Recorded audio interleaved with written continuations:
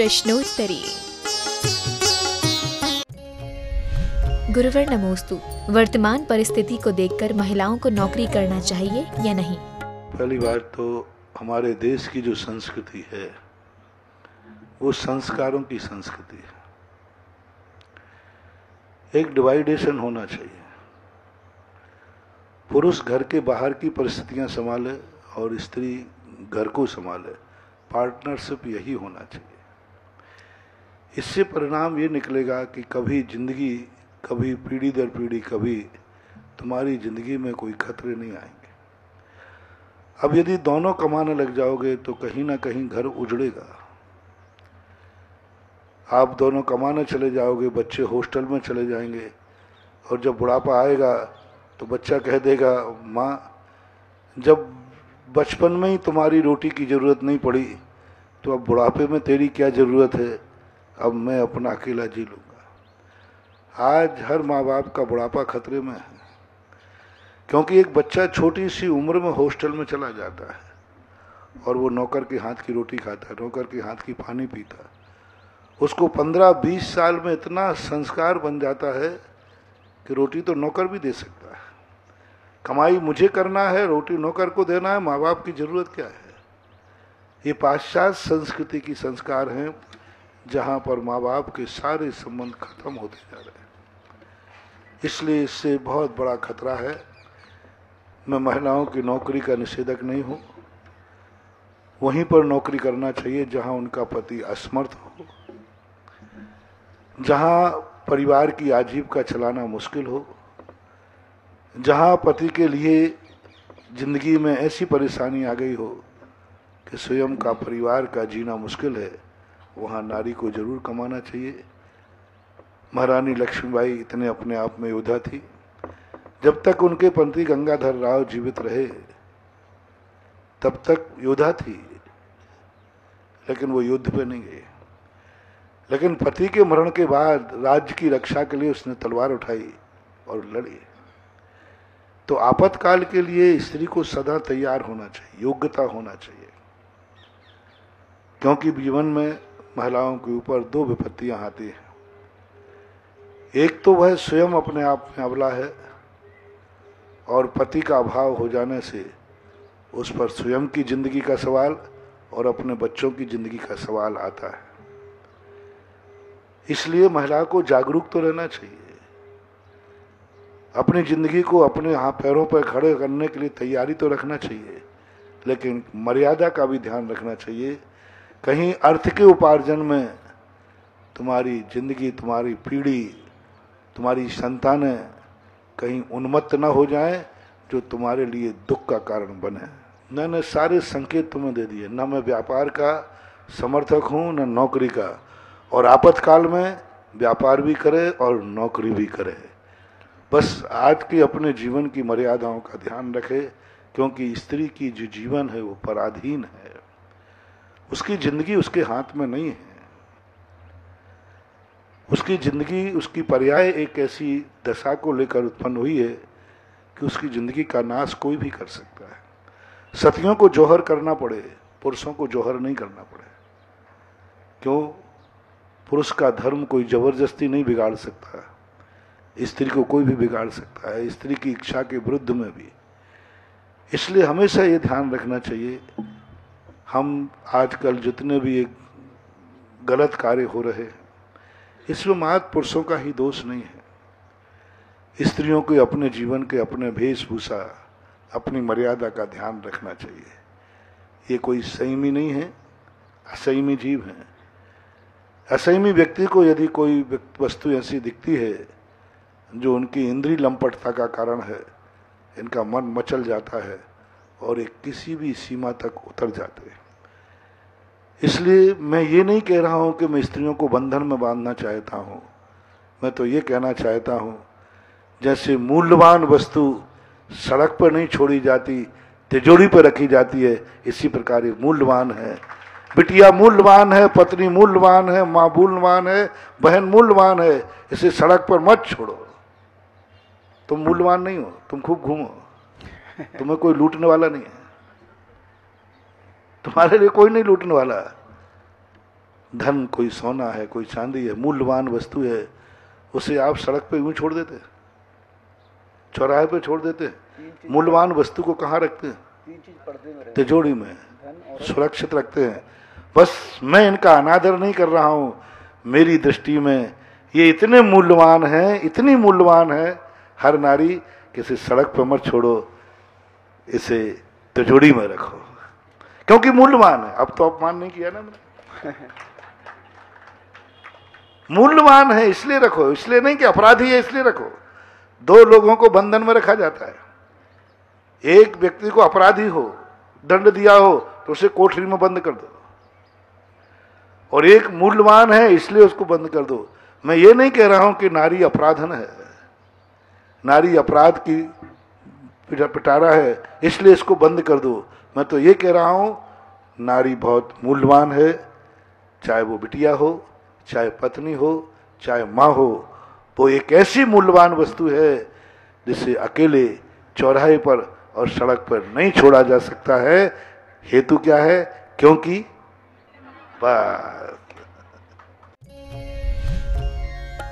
गुरुवर नमोस्तु। सिद्ध परमेष्टि में केवल्य ज्ञान कैसे घटित होगा?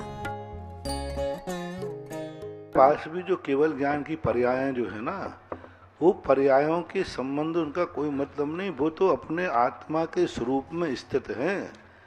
जब वो स्थित हो रहे हैं तो पर्याय निकलेंगे। हमारा ज्ञान जब आत्मा को जान रहा है तो जानन रूप पर्याय है। ज्ञान साधन है, साध नहीं। साध जीव का शुद्ध स्वरूप है, साध स्वरूप होता है। उस स्वरूप को हम ज्ञान के माध्यम से जानते हैं। ज्ञान हमारा स्वरूप नहीं है, हमारा स्वरूप है ज्ञाता दृष्टापना। जानना मेरा स्वरूप नहीं है। मात जानन क्रिया, ये तो करण है। जैसे हम आंख से देख रहे हैं तो आंख देख रही है, हमें इसमें आनंद आ रहा है कि जो दिख रहा है उसमें आनंद आ रहा है? मेरी आंख देख रही है, इसकी अनुभूति हो रही है कि जो दिख रहा है उसकी अनुभूति हो रही। हम खा रहे हैं तो हमें रसना इंद्री का स्वाद आ रहा है कि जो मैं खा रहा हूं उसका आनंद आ रहा है। बस इसी प्रकार समझना चाहिए। जैसे हमारी आंख देख रही है तो हमें जो आंख देखने का आनंद नहीं आ रहा है, जो दिख रहा है उसका आनंद आ रहा है। ऐसा ही केवल ज्ञान होता है। केवल ज्ञान जो जान रहा है तो केवल ज्ञान का आनंद नहीं आ रहा है, केवल ज्ञान जो जान रहा है उसका आनंद आ रहा है। केवल ज्ञान जान रहा है जिसको, उसका आनंद आ रहा है। तो केवल ज्ञान जो उनका स्वरूप है वो अपने आत्मा को जान रहा है तो आत्मा का आनंद आ रहा है। कितना सरल उदाहरण है। अपन ने कोई वस्तु खाई, हमारी रसना इंद्री ने उसका स्वाद लिया, तो हमें अनुभूति रसना इंद्री की हो रही है कि रस की हो रही है? आनंद की अनुभूति रस की आ रही है कि रसना इंद्री की? जिह्वा की नहीं आ रही है। जिह्वा ले रही है आनंद, स्वाद जिह्वा ही ले रही है, लेकिन जिह्वा का आनंद नहीं आ रहा है, रस का आनंद आ रहा है, रसना का नहीं। इसी प्रकार ज्ञान जान रहा है तो हमें ज्ञान का आनंद नहीं आ रहा है, ज्ञान जिसे जान रहा है उसका आनंद आ रहा है। इसलिए भगवान का जो केवल ज्ञान है वो अपनी आत्मा को जान रहा है तो उन्हें आत्मा का आनंद आ रहा है, केवल ज्ञान का नहीं। ये इंद्री का उदाहरण जो हमने दिया ना, इसको पूर्णतः सटीक उतार लेना। अपन भूल ही जाते, अपन आंख से जिस वस्तु को देख रहे हैं हमें खबर ही नहीं कि आंख क्या कर रही है। हम तो उस वस्तु में डूब जाते हैं जिसको हम देख रहे हैं। बस केवल ज्ञानी को कोई खबर नहीं है अपने केवल ज्ञान की। बस केवल ज्ञान जिसे जान रहा है उसको डूब जाते हैं। सारी दुनिया को केवल ज्ञान जा रहा है? नहीं, सारी दुनिया को केवल ज्ञान नहीं जान रहा है। सारी दुनिया तो केवल ज्ञान में आ रही है। प्रतिफलंति मालिका यस्य, जैसे दर्पण में प्रतिबिंब झलक रहा है, दर्पण पदार्थ को नहीं जान रहा है, पदार्थ दर्पण में आ रहा है। इसलिए सारे जगत को भगवान नहीं जानते हैं, सारा जगत भगवान के ज्ञान में प्रतिबिंबित होता है। पर भगवान किसको जानते हैं? मात अपने आत्मा के स्वरूप को जानते हैं। इसलिए सिद्ध भगवान अपने आत्मा के स्वरूप का आनंद ले रहे हैं, लेकिन जना रहा है ज्ञानी। आंख ही दिखा रही है, लेकिन आंख का आनंद नहीं है, वस्तु का आनंद है। ज्ञान जना रहा है उनकी आत्मा को, लेकिन ज्ञान का आनंद नहीं, आत्मस्वरूप का आनंद है। इतना समझना चाहिए। गुरुवर नमोस्तु। साधुओं द्वारा आहार लेते समय भोजन गिरने पर क्या उन्हें दोष लगता है? बहुत अच्छा है, लगता है, बराबर लगता है। तो हम तो जब गिरता है ना, तो हम बाद में प्रायश्चित ले लेते हैं। बेटा तुम प्रायश्चित नहीं लेते इसलिए डंडे पड़ेंगे। हम लोग जो लेते हैं उसमें जो गिरता है उसका प्रायश्चित करना पड़ता है, उसके संबंध में हम लोग पश्चाताप करते हैं। और दूसरी बात है, वहां हम गिराते नहीं हैं, वहां तुम गिराते हो क्योंकि तुम साधु के हाथ में इतना ओवर दे देते हो। अब साधु क्या करे? तुम एक साथ सब लोग दे देते हो। 80% जो भी अंजलि से गिरता है वो तुम्हारी भूल से गिरता है, क्योंकि कितना दे देते हो। तो अब साधु से संभले, आप कोई भी चीज दीजिए, साधु को इतनी दीजिए कि अंजलि से ओवरफ्लो ना हो। लेकिन आप सुनने को तो तैयार है नहीं। गलती आप करो, आरोप हम लोगों पे आवे। इसलिए साधु को बहुत थोड़ा आहार दिया जाता है। इतना आहार दो कि साधु आराम से। लोग कहते हैं महाराज आप जल्दी आहार कर लेते हो। मैंने कहा आप लोग हमें जल्दी भगाते हो। आप खुद कहते हो महाराज जल्दी किसको? आप थोड़ा थोड़ा नो तो धीरे धीरे दो ना। हाँ, मैं जबरदस्ती कहूं कि नहीं और दो। आप खुद इतना भर देते हो कि 4 अंजलि लिया और पेट भर गया, खत्म। आप उस 4 अंजलि के आहार को 20 अंजलि में दीजिए ना। 4 अंजलि आहार को आप 20 अंजलि में दीजिए। देखें साधु कैसे धीमे नहीं करता, देखें कैसे गिरता है। लेकिन आप तो 4 अंजलि का आहार 1 अंजलि में, कोई सुनने को तैयार ही नहीं। 1 न डाला, 2 न डाला, ऐसे डोलते हैं जैसे कि एक व्यवस्था नहीं है। ये व्यवस्था बराबर सुधरना चाहिए। अल्प आहार दो, थोड़ा आहार दो, कम आहार दो। साधु की अंजलि है, उसको हिलाना भी है उसको हिलाना भी है, उठाना भी है। हाथ को हिलाना तो गिरे गई। अब पूरी अंजलि भरोगे तो हाथ तो हिलाना तो पड़ेगा, और हाथ हिलाएंगे तो कुछ ना कुछ गिरेगा। ये श्रावकों का बहुत बड़ा दोष कहलाता है। इसलिए बराबर उस बच्चे का प्रश्न सही है, लेकिन उस बेटे से मेरा ये कहना है कि 2 बातें। वहां जो है गिरा, परोसने वाला नहीं गिरा रहा है, वहां परोसने वाला नहीं छोड़ रहा है, तुम छोड़ रहे हो। और यहां परोसने वाला गिरा रहा है, साधु नहीं गिरा रहा है। और दूसरा परोसने वाले के लिए, और दूसरा हम लोग जो गिरते हैं, तुमने गिराया मैंने गिराया, हम लोग तुरंत जाकर के एरिया पथ प्रतिक्रमण करते हैं, पश्चाताप करते हैं। इसी बात का पश्चाताप करते हैं कि कोई जल आदि गिर गया हो, कोई जीव जंतु मरा हो, तो हम तो तुरंत के तुरंत मिटा लेते हैं। तुम गिराने के बाद आई एम सॉरी प्लीज कहते हो क्या?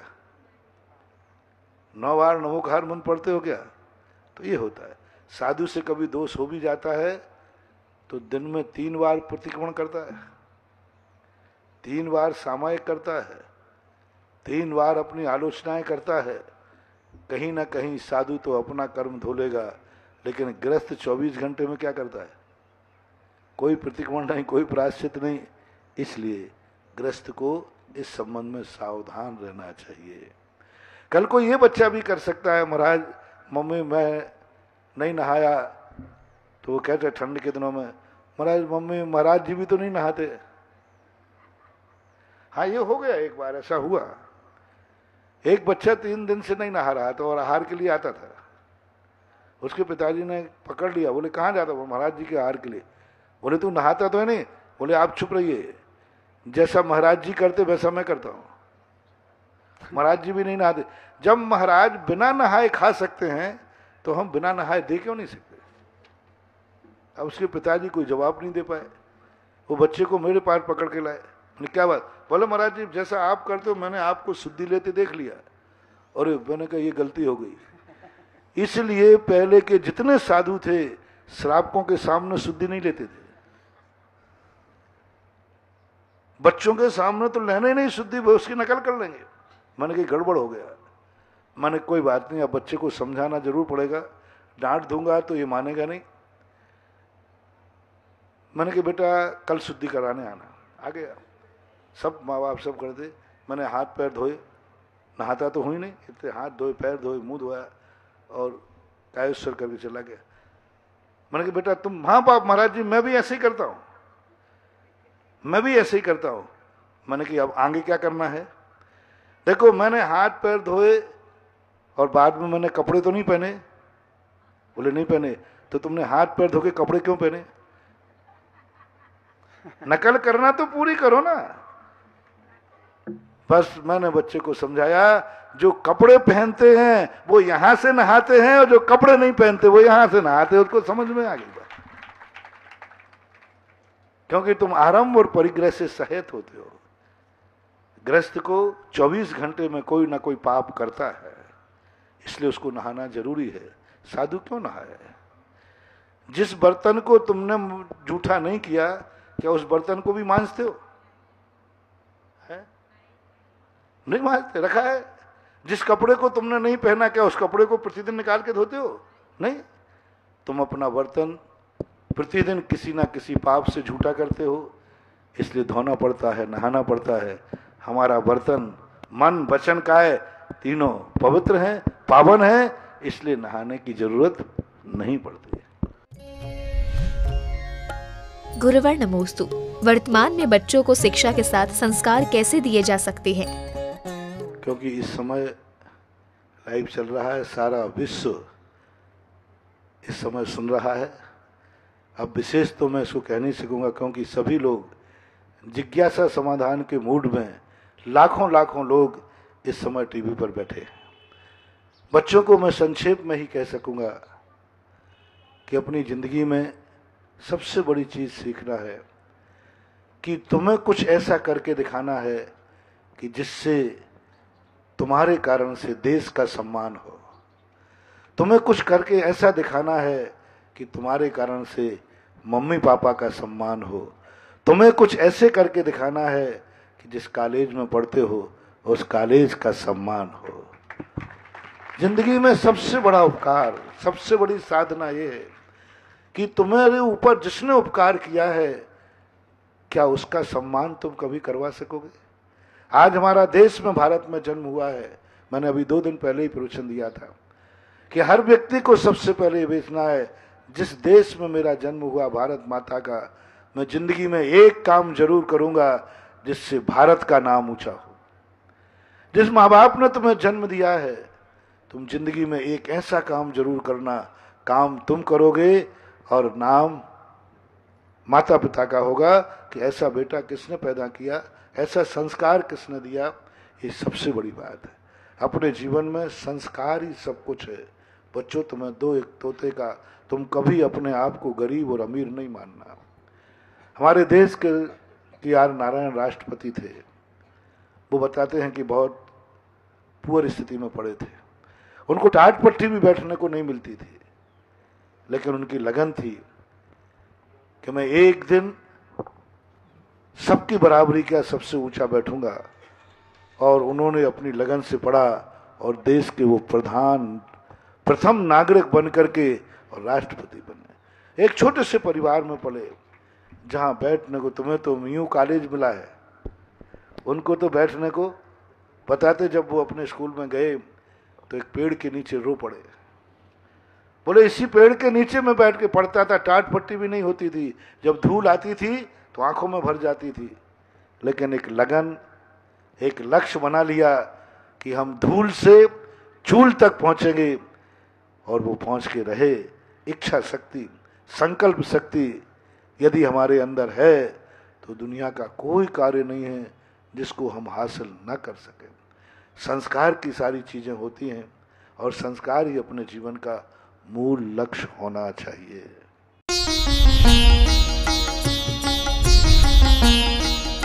सुधा प्रश्नोत्तरी।